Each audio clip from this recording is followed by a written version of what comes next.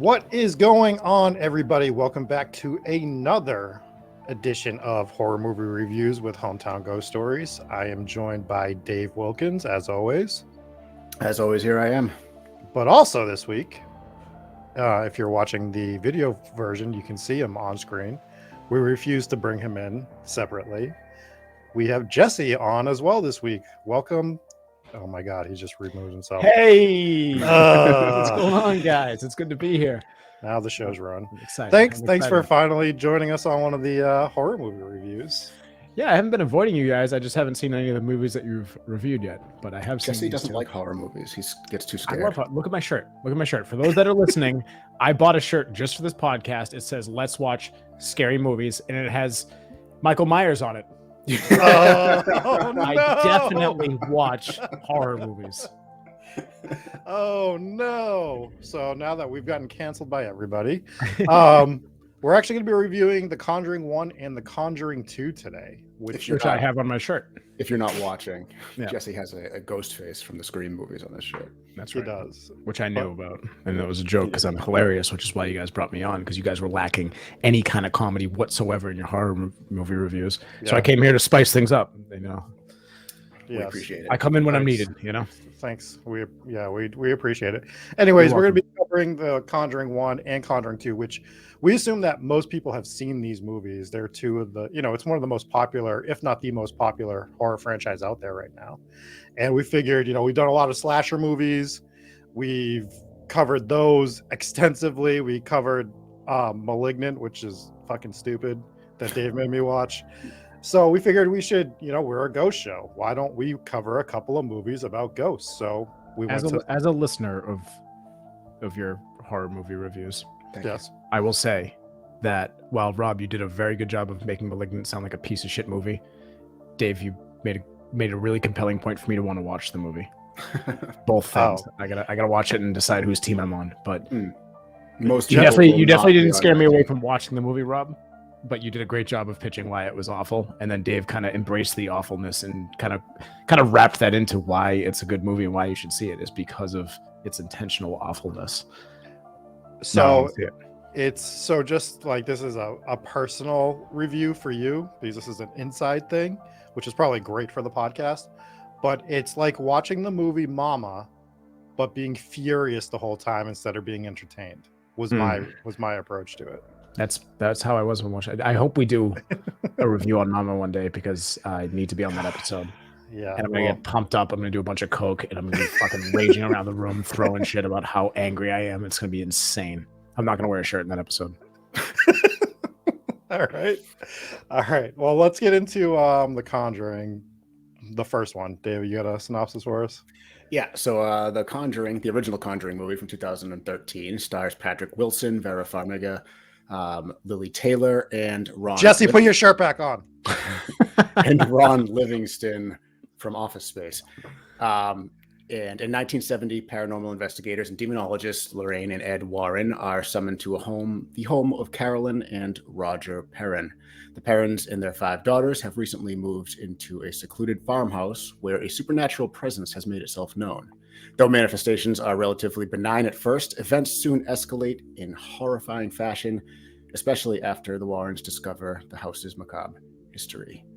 So, this movie is And that's all the time we have after Dave has just read us the novelized version of the movie. That's right. I mean, it was an all-encompassing synopsis, so you're welcome. So what's interesting about this movie, or what I found interesting about this movie, is that there's almost nothing that separates this movie from your typical run-of-the-mill haunting movie. Family moves into a new house, weird things start happening, weird things intensify, the family seeks help, the help arrives, the intensity intensifies, the help that arrives solves the issue. So it's really just like a standard haunting movie that doesn't really separate itself from other haunting movies. So James Wan really didn't do anything different, but what he did is he did it better, which is cool. The jump scares weren't typical jump scares. He does this thing where you think there's going to be a jump scare, and then there isn't, and then there is. It completely catches you off guard. And the jump scares are like less jumpy, more creepy. A lot of the scenes are unsettling more so than like jumpy. And like there's one particular scene that comes to mind that is probably one of my favorite horror scenes in any horror movie. Is when Vera Farmiga is out by the clothesline and she's hanging sheets, and one of the sheets blows off and like just catches on a what do you call it, like a silhouette of like a person standing there, and then blows away and there's nobody there. And it was just so good because it completely catches you off guard. You weren't expecting it. And this movie is really just from beginning to end, you have just situations like this that scare you. And yeah, it was very different. That's what I got out of this ghost movie. So the way that they portrayed the ghost, there wasn't a lot of CGI, which was surprising. Like you didn't see too many like transparent ghosts, and that's kind of what you expect. You just all of a sudden there's just someone standing there, and it was a lot different than other horror movies that I had seen, where it's like you expect the ghost to be this translucent, misty figure that wisps in and out of a room like a shadow figure or something. And in this movie, it was just some feet dangling like a dead body, and it was just a different take. It was really cool. That scene in particular was terrifying. That whole scene where she's in the basement, and you had the feet dangling, and you had the woman with the child. So yeah, the mother of the child that you see a few times throughout the movie. It was just so scary. I was watching this movie. I've seen it a few times, but I think one of the more recent times I was watching it, like my boys are 13 and they're really into horror stuff, and I'm like, oh, maybe this would be a good movie to watch with them. And I was watching it, and I'm just like, I don't think so. I mean, they were younger at the time, but I was like, this probably isn't the one because it's so scary. And an interesting fact about this one is James Wan was trying to make this movie a PG-13 movie. He hit everything to make it PG-13, and when the rating came back as R, he just basically hit the ceiling and was like, what are you talking about? And they were like, it's just too scary for a PG-13 rating. So it's like, how many horror movies got that R rating just for being too scary? Yeah, well, so for me, when I love slasher movies, I love all types of different horror movies, but in its purest form, when a ghost movie is done well, there's nothing that beats it, in my opinion, because it doesn't take blood, it doesn't take gore to be scary. It's like a feeling, like you're like an intense, like pit in your stomach feeling when you're dealing with a ghost movie that's done well. Haunting a Hill House isn't a movie, but it's a series that I got the same feeling with that. So anytime you can perform or produce a horror movie that's ghost based, that's great. It's just a next level for me, and The Conjuring does that like to a T. Like you said, Dave, it's paint by numbers in terms of like the acts. Like you laid them all out. I'm not going to go through them again, but Act 1, Act 2, Act 3, Act 4, Act 5, just paint by numbers ghost story. But the way he interprets it all and does everything within those acts is so almost perfect that there's nothing to argue with in this movie. Like, is there anything that you like? Can you pick out a scene that you're like, not good?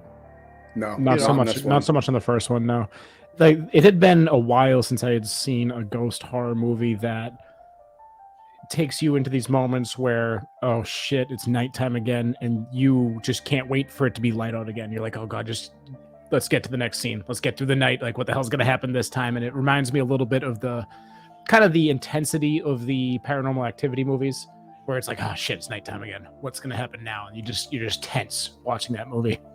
And I remember I watched it with Andrew one time, and we were watching it.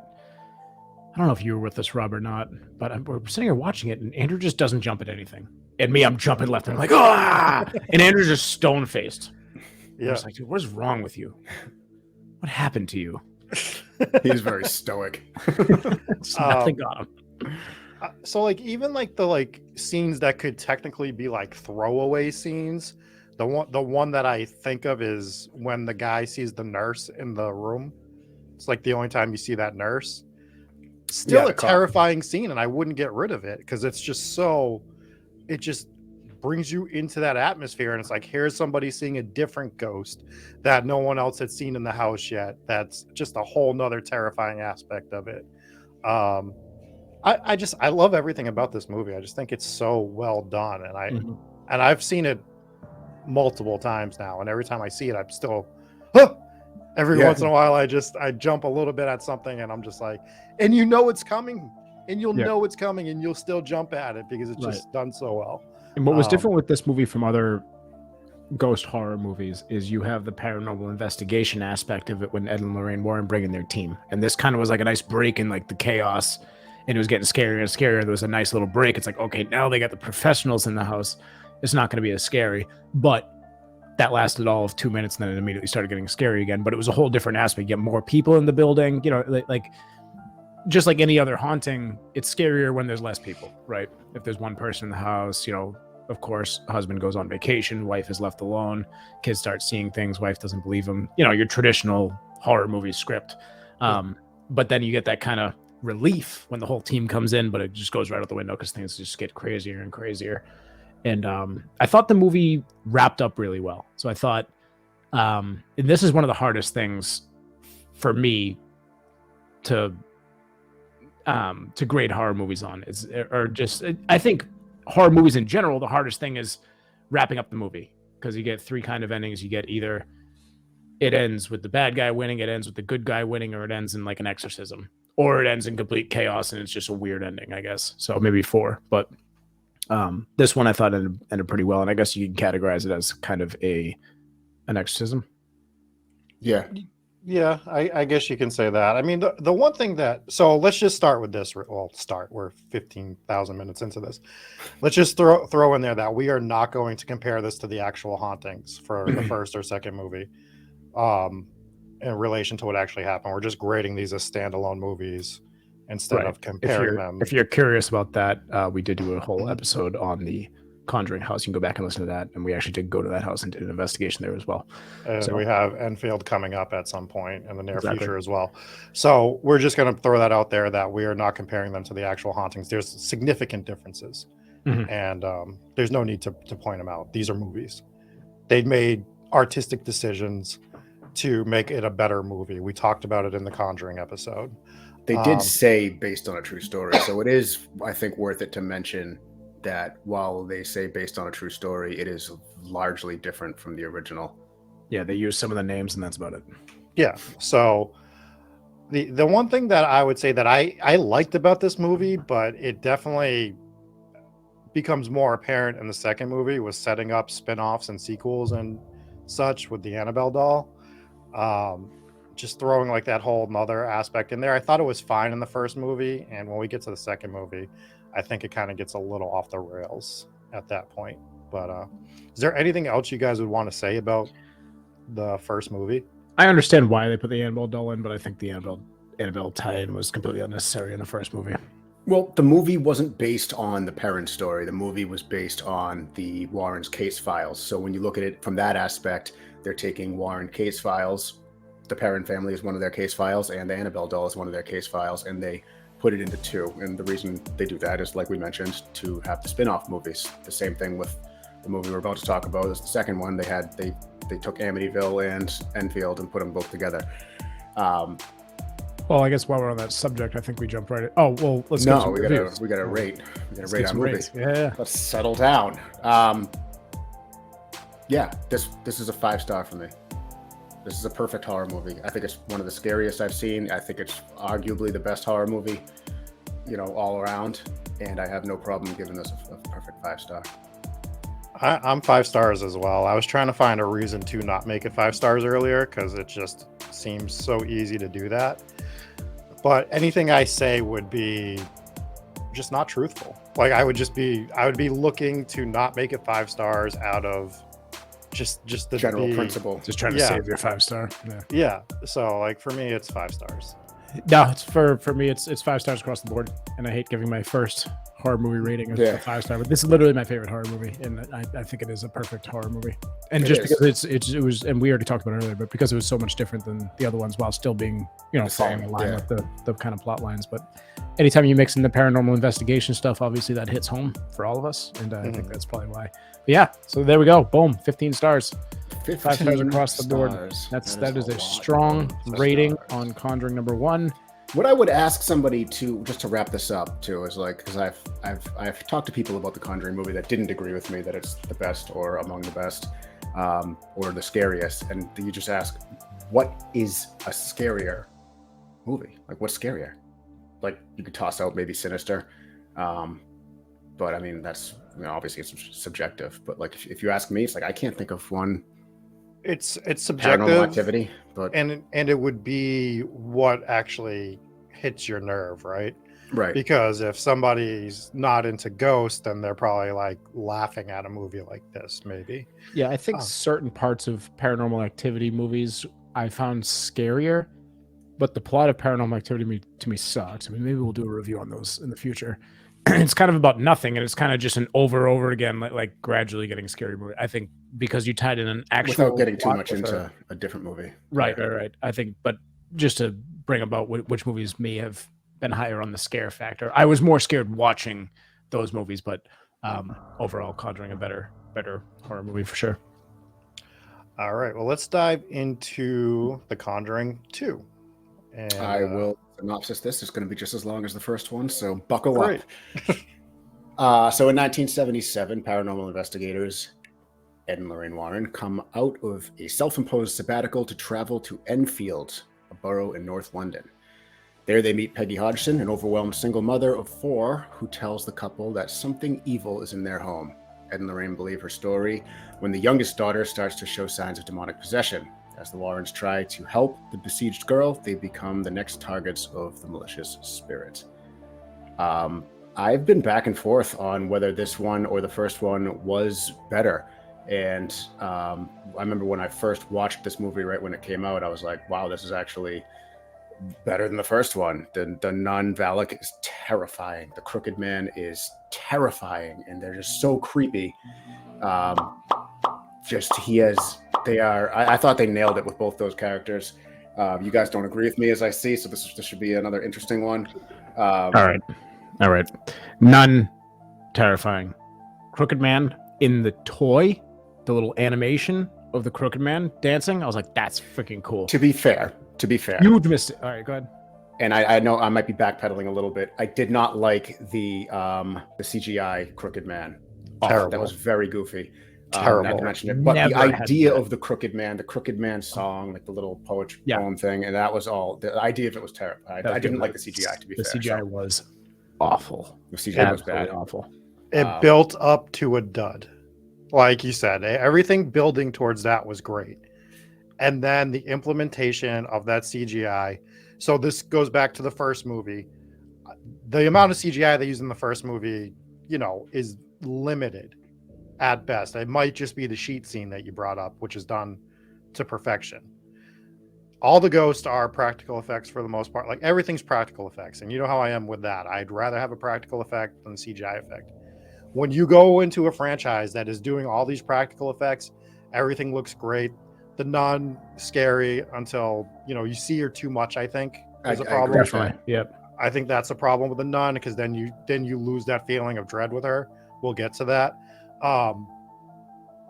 Then you have this big CGI monster, and it looks awful. It was It so bad. stands out so bad. It was my problem with it surprisingly was bad. Yeah, my problem with it, first of all, the CGI was really bad. Second of all, my bigger problem with it was the second time that he showed up, this thing like punches like its spike through the door. And it's like, okay, is this thing gonna attack people now? And then there's just, he's gone now. Like, wait a second, this thing was all of a sudden a violent threat. That's a brand new aspect to this ghost. And then they just abandoned it. And it was like, okay, never mind. Don't worry, he's not gonna murder you anymore. It's just gonna be scary every once in a while. He's gonna sing the song now. So that was stupid. Let's go back to the beginning of the movie though. First of all, you talked about it. It referenced Amityville, which was cool. That's obviously another one of the Warrens' case. We just covered it a couple weeks ago on the podcast.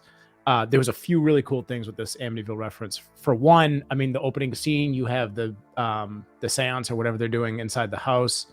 And what I thought was really cool was they referenced the picture of the little demon boy, and you see him on the stairs with his glowing white eyes or whatever. And they tied all those things in. I thought they actually did the Amityville tie-in really well without overdoing it. And they went back to it a little bit later in the movie, did a little callback to it, but it wasn't an Amityville movie. But it was very cool the way they did that. I also liked the fact that they brought in your little vampire doctor. Yeah, Stephen Kaplan. And I had never really noticed this when I first watched it, but Ed Warren kind of shit on him. He was like, "You're a doctor." He's like, "What exactly are you a doctor of, anyways?" Yeah. And all I could think of was Dave roasting him. I was like, now I get that scene a lot more than I did before. Yeah, I mean, I completely agree. When I saw that scene, I knew who he was at that point, and just like everything that David said just comes up in your mind. So that scene hit a little different for me watching it this time. I thought the first half of this movie was terrifying. I thought the first half of this movie is awesome. Like I think I might have been more scared at parts in this one. The jump scares got me a little more, and I'd seen it. I just rewatched it the last couple days, and I'd seen this movie a few times before, and it's just been a little bit. And they got me with one of the old man ones. They got me with, oh my God, something else got me really good. But they got me with some of these jump scares. I was like, oh shit. Like I wasn't expecting it. It's just James Wan is so good at catching, because like you know, like you've seen a million horror movies and you know when the jump scares are coming. You just know. You're like, I'm gonna get scared. Here it comes. The music builds up. They're profiling one person. You just know it's gonna pop up. And James Wan is so good at making it just confusing you, just tricking you into thinking. He hits you with a little delay. It's like, you know, when like back in our clubbing days and EDM music, you'd have those songs that big build up, and then you jump and you get ready, and then there's a bow, boom, and you're like, oh shit, James Wan. Like I was ready to be scared, and you added a tiny little delay. And I'm the one jumping around the nightclub like an idiot, and the jump scare hadn't happened yet. A great example of one is actually from the first movie, and it's when Lorraine Warren is sitting there looking at the little music box thing with the mirror, right? And you see behind her, and you're just waiting, like you know, like it's coming. You're like, it's coming. There's gonna be something jump up behind, and it just never comes. It's like they did that sort of again in the second one, where she's looking in the mirror, and there's nothing there. I can't remember exactly what happened, but there was a weird delay where it's like she looked back, and then it pans. But I don't remember. There was the TV one? Because the TV one's the one that got me. I think it was the TV one. There was like 3 delays, and it just kept getting you. You're like, yeah. No, and then he's just over her shoulder, and he's like, "This is my house" or something, and it's just like, yeah. She was never. He was never in the mirror or the TV or anything, and it was just like he was just next to her. Yeah, just next to her, just terrifying. Yeah. Hit us with a triple bamboozle. Yeah. So there's like some really great jump scares. I actually think that the movie starts to falter when the Warrens get to England. I agree with that. I thought the first half was a lot scarier than the second half, and I thought the reason that I ended up not liking the second one as much as the first one, although I still, spoiler alert, very much like the second one, was I thought the ending was a little bit sensational, just too big and grand, and just perfect little ending. Let's get into the ending in a little bit. Just go back to the beginning of it. There was, when they were first like showing the house and they're panning around, there was some unbelievable camera work, where it was like a one-shot thing, and it's going from room to room, and at one point it dips like through a window above and dips into and I'm just watching this thinking about how tricky that must have been to film, and it was really, really cool camera work, and that was something that might get overlooked in that movie, but unbelievable job with that. The cinematography in both these movies are fantastic. Just really all around good, and that's kind of par for the course for James Wan movies. His movies are really, all of them are really good cinematography. Acting wise, I thought most of the kids, so here's some flaws. I thought most of the kids were pretty bad at acting, except for the main girl that got kind of possessed. She was really good. The kid with the stutter was, I mean, he was a pretty good actor, but the stutter was not believable at all. It was clearly forced. But I mean, he's a little kid, but he was a pretty good actor. I thought the fire truck scene was kind of cool. That was another one with a huge delay, and it was actually to a point where I was starting to get frustrated, where like the camera panned over to the tent. You know what scene I'm talking about, when he rolled, he rolled the fire truck into the tent, and then he goes back to bed, and it's like he knows something's gonna happen. He keeps looking over, and I think it wasn't until like the 5th time. Actually, it never even panned over when he was there. He was laying in bed, and then the fire truck rolled up, and that was a pretty well acted scene. But that was another one where they just hit you with so many delays. I thought the kids were pretty good actors generally. You never know what you're gonna get with kids. They weren't. I thought they weren't. So bad that it stood out or took me out of it. And I do think the main character actress was very good. Very good. Yep. I think another scene to go to is and I guess we'll call it the interrogation scene or the interview scene or whatever, when she's sitting in the chair and they're interviewing her and she makes them turn their backs to her. and they show like a shot of her sort of It's really blurry.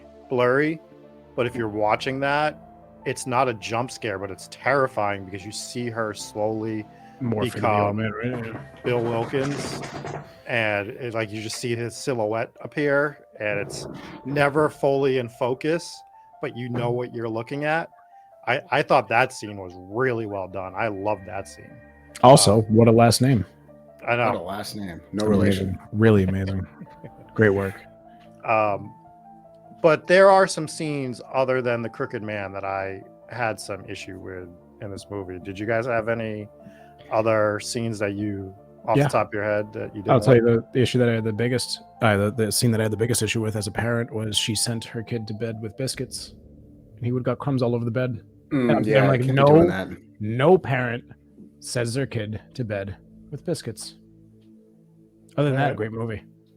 All right. I thought the very end scene, the very last scene where he's out the window there. I didn't love it.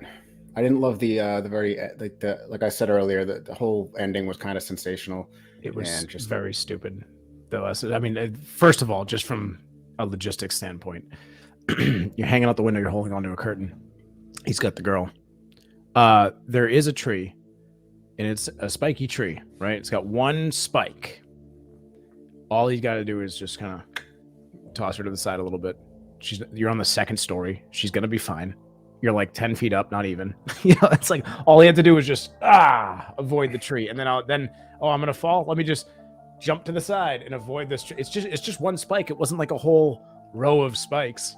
It would have been fine. Here's my big problem with this. I have two big problems with this scene. So I didn't even think of that one, Jesse. That's a great one.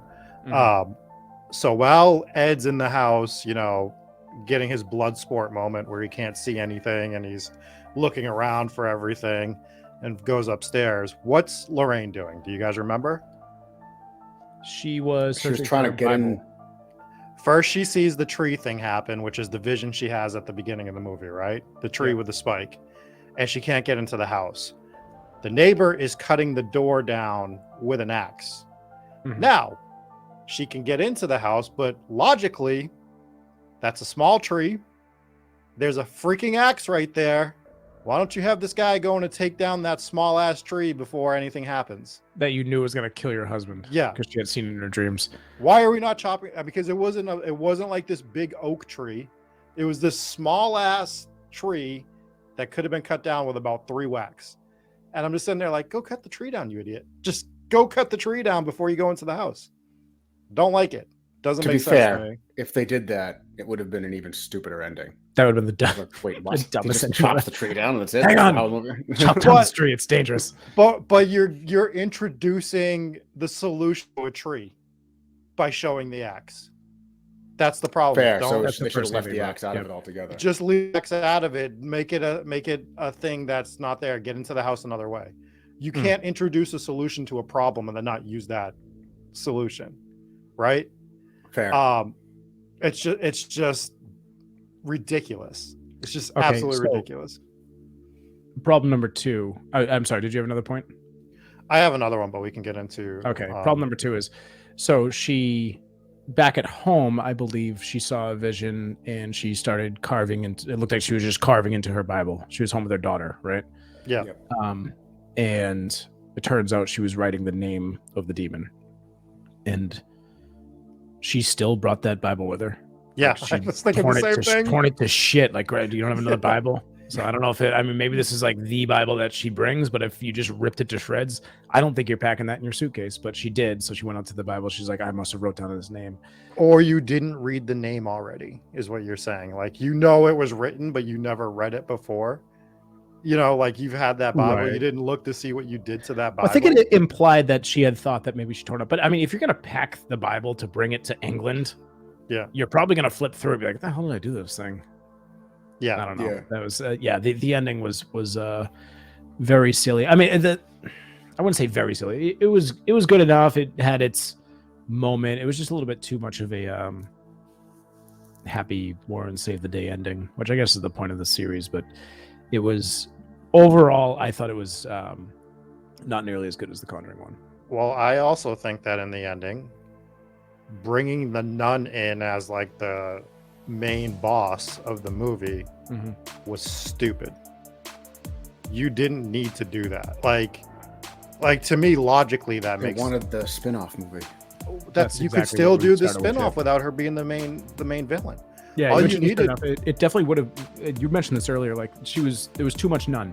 Too much nun, and I don't think they needed the big like teeth mouth. You know, the whole demon mouth. Although it was kind of scary, but it's like scary enough just being a Marilyn Manson nun. You know. Yeah. But they showed it way too much. I don't think they really needed the end. The scariest nun scene of all was the one where she comes out from behind the painting with her. Yes. Oh my god, and she just runs at her with the painting. Good. It was like so unexpected, and you just expect scene in the whole movie. 100%, yeah, 100% best scene in the movie. Because you expect her to come out of the picture, and she didn't. She just kept the picture in front of her face.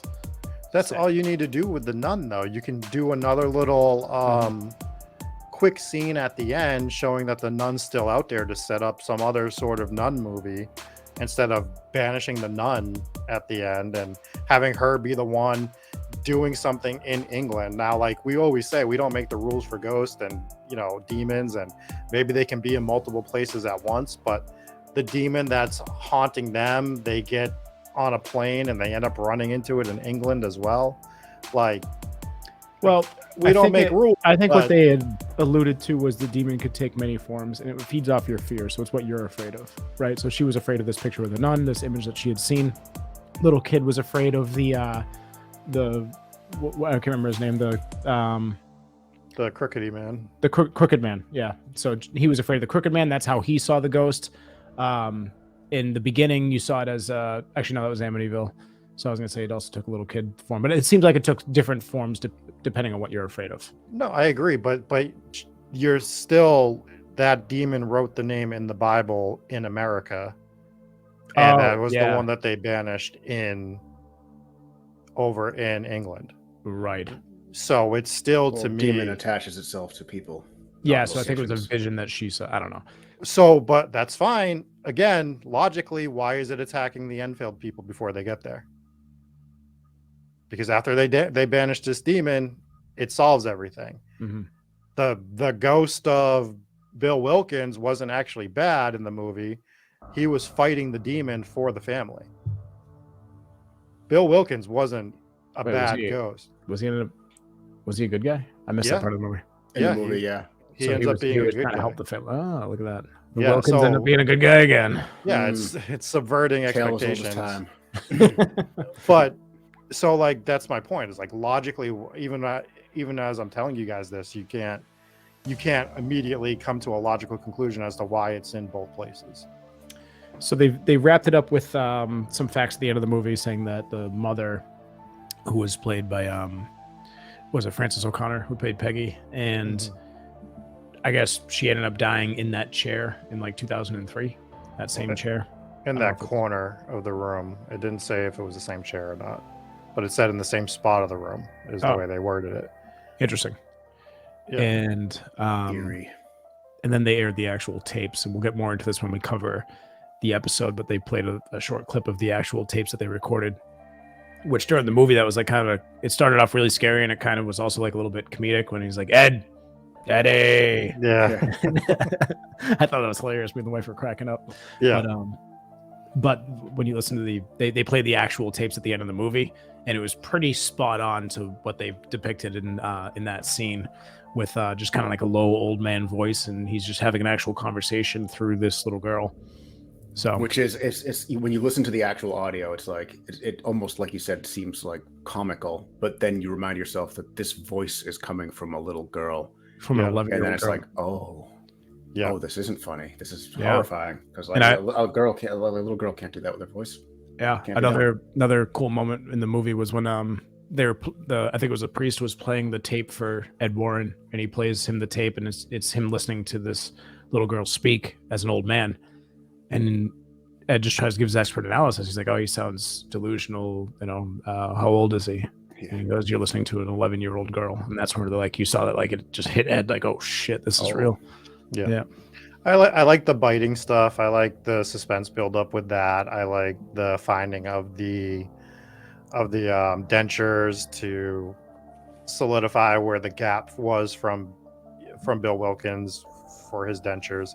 I like little stuff like that is good. I find it comical that they find something for Ed Warren to fix in every movie he's in now. He's just a handyman. Just has to be like the all-around handyman. That's just kind of a little fun thing that I like. I hope I haven't watched the third one yet, which we're going to be covering at some point soon. But I hope to God he's fixing something in there, just because it's got to be like in every movie now. Maybe that's just how he was. Maybe he was a handyman. That it definitely could have been. So I'm not bringing everything up to completely shit on the movie. I still enjoyed the movie as a whole. I don't think it's a bad movie by any means. I think it's a better sequel than most sequels. I just think there are flaws in the movie, and I think you have to realistically point them out. Like logic flaws are a big thing. You create a set of rules in a movie. It's, as long as your rules are understood, then great, I'll follow your rules. But once you start to break your own rules, that's when I start to have issues. I think your logic flaws that you pointed out, while they're accurate and you're right, and I agree with you, I think that they're not so major that it takes you out of the tree one. I can live with, because whatever, that's fine. It just seemed like I'm sorry to cut you off. It just seemed like a scene that was meant for a rooftop of a tall building. And it's like, yes, that spike is below, but that's so easy to avoid. However, even if it was the third floor, you don't want a kid falling from the third floor. You don't want anyone falling from the third floor. It was the second floor, and it really didn't look that high up. And that was my problem, is it really seemed like, hanging on for dear life. It just seemed like a scene that was meant for a rooftop scene. And it was just kind of silly. I got real Poltergeist vibes from that scene with the storm outside and the tree and the windows breaking and stuff. I don't know. Yeah, my biggest thing that took me out of it was the nun being the main villain. I thought that was so unneeded. I think you could have done any other demon there, found a way to expose the name in another way. All they had to do was tease the nun, because you knew what they were doing. They're doing the same thing with the Annabelle, just interjecting it for the next movie, which is fine, because in the first Conjuring movie, they did very little Annabelle, right? Yeah. In the second one, they should have just done very little nun, because it was so scary. Like that, keep that picture scene and keep the painting scene, and even do like maybe one flashback of it. But then like the final scene should not have been the nun. I completely agree with you there. Yep, go ahead. The other scene that I actually really liked in this movie, that you don't see movies do so often, is when she was faking everything. I like that scene because it just does something different from a movie. It shows her faking it, but it also gives a reason why she was faking it. So I enjoyed how they built off of her faking all the events. What do you mean it showed her faking stuff? She was in the kitchen throwing everything around, faking an attack by the ghost, and they had her on camera doing it. And the Warrens are like, we have to leave now because the church is going to see this footage and they're going to tell us to get out of here. And then, a few minutes goes by where everyone's like, shitting on the girls, like this was all fake, blah, blah, blah, blah, blah. And then the kids are like, why did you do that, Janet? And she's like, because the ghost told me if I didn't get these people out of here, they were going to kill you. Oh, yeah. That was the reason. Yep. So they did it. Then they gave you a great reason as to why she did it and why the hauntings were still valid. I thought that was a really simple but like smart thing to do. Yeah. And it definitely weighed into the controversial part and people that were skeptical over it. A lot of things, like a lot of the photos, they had said that they could have been faked. Like the one of her levitating really looks like she just jumped off the bed. Right. And the photo that they recreated in the movie was very similar to the actual photo. And you can look up some of this actual evidence from the movie. But like I said, we'll get more into that when we get into the Enfield, the actual episode where we break down everything about the case. But I mean, overall, I thought it was good, not as good as the first one. Are we ready for ratings? We're ready. Yeah. All right. It's a 4.4 for me. I'll start. Dave will start. 4.4. I'm going to give it a 3.8. And go ahead. And I have to give it a 3.8 because sort of like what you brought up earlier, Jesse, with the ending.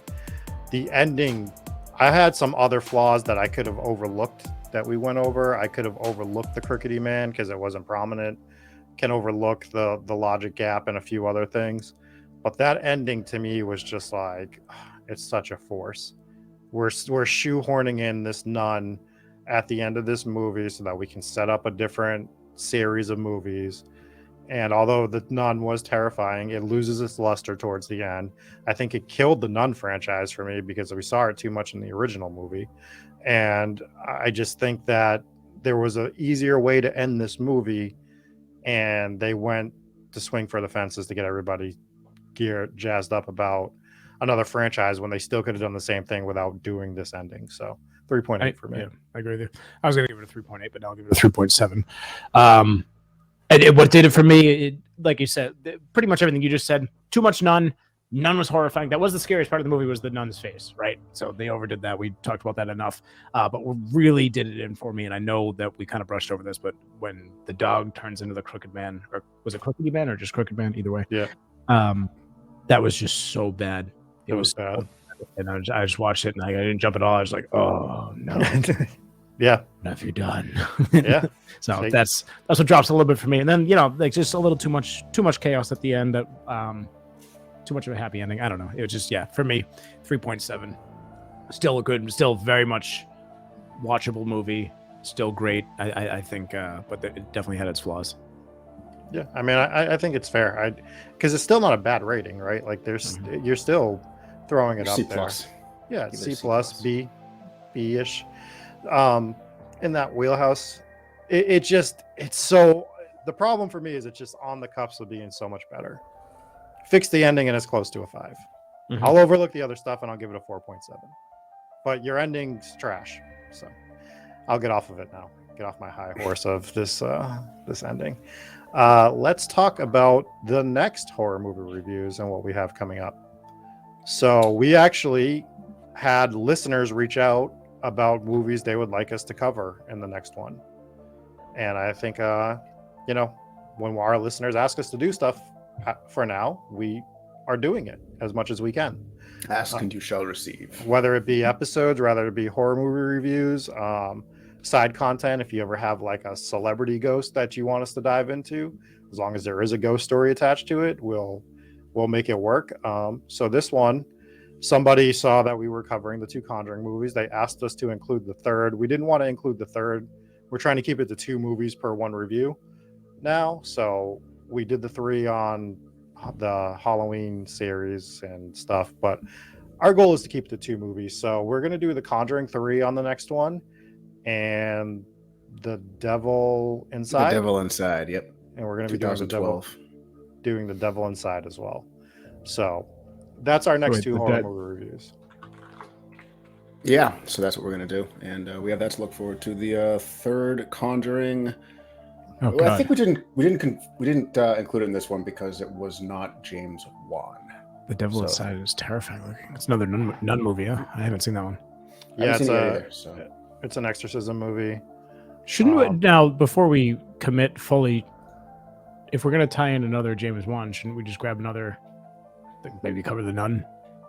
Well, that's what we're saying. James Wan didn't direct the Nun. Oh, I thought he did. I thought he was doing tied into all those. All right. He's probably just the executive producer on all of them, would be my guess. Gotcha. But he didn't do the third He also movie didn't direct the third Conjuring either. Yeah. So we are going to be covering those 2 movies on the next one. And then we'll probably get away from ghosts and possessions and go to some other subgenre of horror. But for now, that's the next one. That'll be a few weeks away, so you have some time to watch those movies. Before we get out of here, anything from special guest Jesse? That was fun.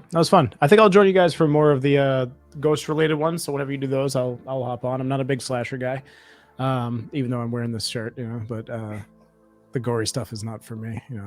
Wait, do you not like scary? Do you not like Scream? I do like Scream, actually, but I'm just saying that like the extra no, I do like slasher movies. I apologize. I just don't like extra gory movies like the some of the ones that you guys have covered. So, but I'll join you guys when I can. So you wouldn't like Terrifier. I know, but it's so good. You did sell it pretty well. So it's so good, though. You should watch it. A bit over the top for sure.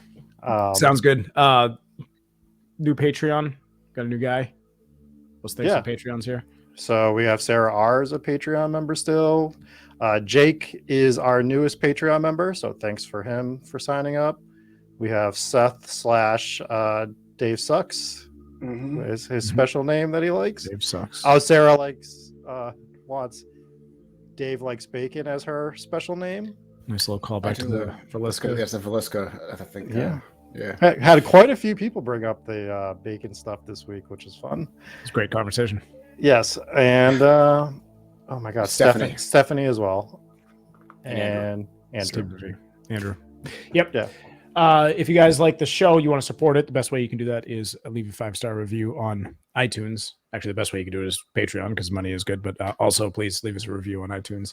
We'll read out some more of those on Tuesday's live broadcast. We'll be back Tuesday night. Are you taking over my hosting duties? It comes natural. You were taking too long. You're a guest. Too long. Just to be clear, we're in the past right now, and this isn't going to air until after Tuesday's episode. Guess what, Dave? We have a Tuesday episode every fucking Tuesday, so I could say we're going to be live on Tuesday because we're going to be live on Tuesday. Shit. All right. I want to thank you guys for tuning in. This has been Jesse's horror movie review, and we'll be back on Tuesday with a brand new episode. You forget that I have admin powers and that I can do this. So, yeah, thanks for joining Rob and Dave's horror movie reviews that will never feature Jesse again. He has lost his privileges, and we will see you next time. All right. Thanks, guys. Bye.